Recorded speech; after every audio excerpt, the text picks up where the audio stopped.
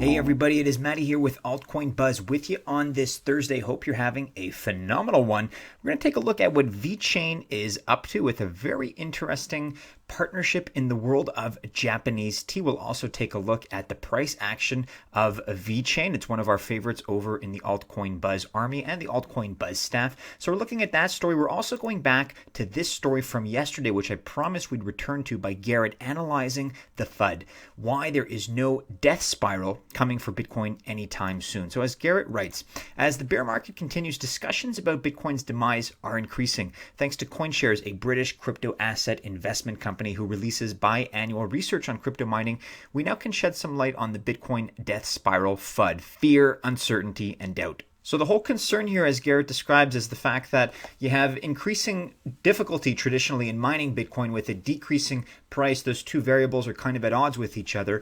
And that means that there's really less and less profitability for the miners. So as Garrett writes, this would lead to an implosion of the network as more and more miners leave the network, leaving the network insecure and possibly causing crypto as a whole to collapse. So we're going to link to the paper, which you can download as a PDF. It introduces the fact that there's an estimate that the current cost to create each Bitcoin is currently about $6,800, which assumes a standard price per kilowatt hour of 0.5 cents per kilowatt hour. So this cost of $6,800 is obviously at odds with the current value, which at the time of this recording, Bitcoin is at just under $4,000. So the paper hypothesizes that, quote, the average miner is either running at a loss and unable to recover their capital, or mining at electricity costs closer to 3 cents per kilowatt hour, depreciating mining gear over 24 to 30 months, or paying less for mining gear than our estimates. The paper chooses to contextualize the second point and provide some encouraging perspectives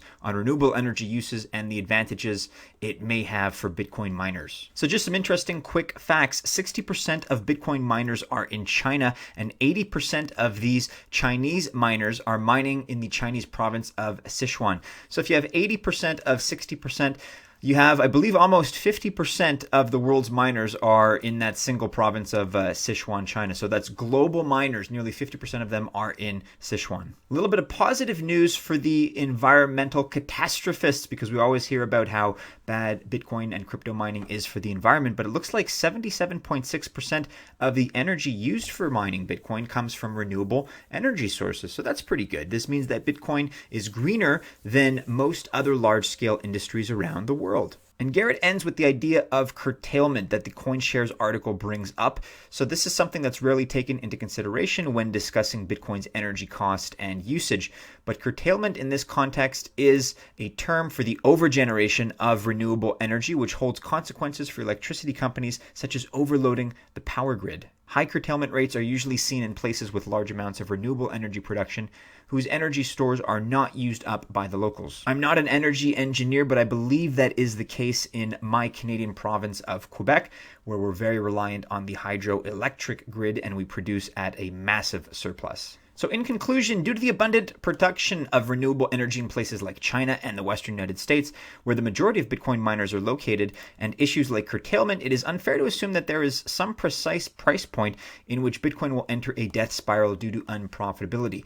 And I think besides that, people are still willing to operate at a loss for a certain amount of time. So it's not like some perfect mathematical formula where, oh, well, if the production cost is above the current market cost, then we got to shut things down immediately.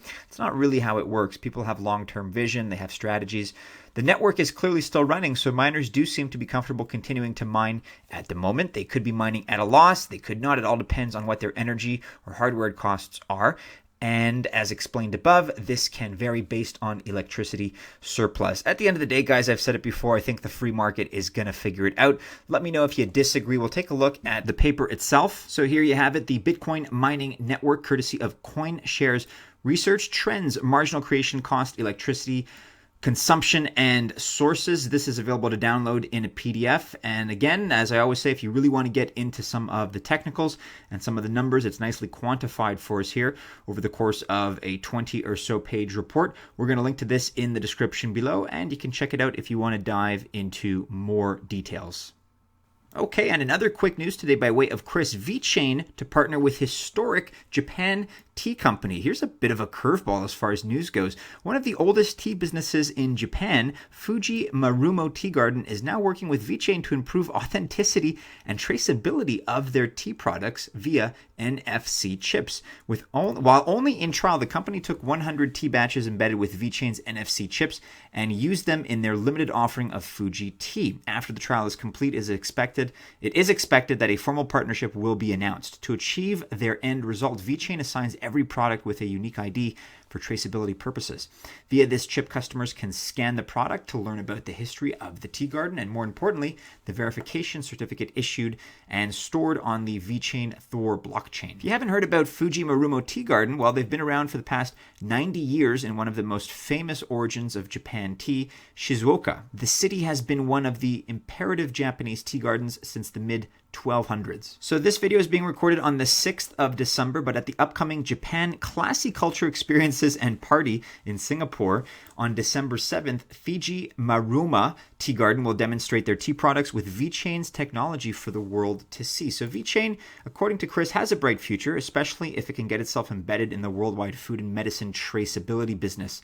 We deserve to know what products are in the food, drinks, and medicine we put in our bodies. So a pretty good development as I see it. Not one I think that I was necessarily personally expecting, but there you have it. The price of VeChain right now at about 4/10, closer actually to 5/10, 4.6 of 1 cent. This is one of our favorites over at Altcoin Buzz, and I gotta say, this is very, very low, lower than what I remember as far as the last time I checked. So maybe this is something that will help. I think every little bit helps, but certainly we are not at all-time highs when it comes to VeChain. There you are. If you want to track it, we're going to link to this in the description below. You can also check out this Medium article, VeChain Foundation. VeChain enables customer to verify the proof of origin in Japanese tea products. So very cool initiative, and it just goes to show, I mean, with some outside the box thinking, goes to show what you can do with blockchain technology. So do be sure to check that out, and do be sure to follow Altcoin Buzz and Altcoin Buzz News. Of course, we're also on Facebook, Instagram, and Telegram. Check out our last video if you've not already. Check out our website here.